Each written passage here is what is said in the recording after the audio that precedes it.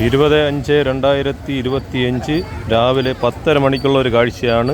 നമ്മുടെ വിഴിഞ്ഞം കടപ്പുറത്ത് മീനെടുക്കാൻ വരുന്ന നമ്മുടെ കൂട്ടുകാർ ഒന്ന് ശ്രദ്ധിക്കുക.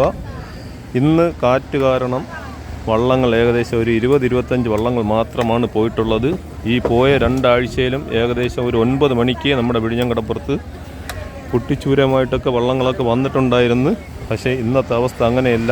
ഇന്ന് കുട്ടിച്ചൂരമായിട്ട് ഒരു വള്ളം പോലും നമ്മുടെ വിഴിഞ്ഞം കടപ്പുറത്ത് ഈ 10:30 മണിയായിട്ടും വന്നിട്ടില്ല.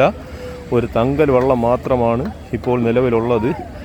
അതിന്ന് ഏകദേശം കുറച്ച് മീനുകളാണ്, കുറച്ച് കുട്ടിച്ചൂര, അതുപോലെ കുറച്ച് നാടൻ ചൂരകൾ, അങ്ങനത്തെ കുറച്ച് മീനുകളാണ് അവിടെ ലേലവിളി നടക്കുന്നത്.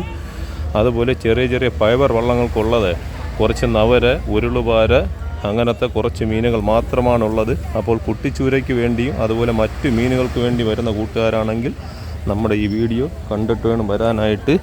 അപ്പോൾ ഇനിയും പറയാൻ പറ്റത്തില്ല കേട്ടോ, കുട്ടിച്ചൂരമായിട്ട് ഒരു വള്ളം പോലും നമ്മുടെ വിഴിഞ്ഞം കടപ്പുറത്ത് ഇതുവരയ്ക്കും വന്നിട്ടില്ല കേട്ടോ.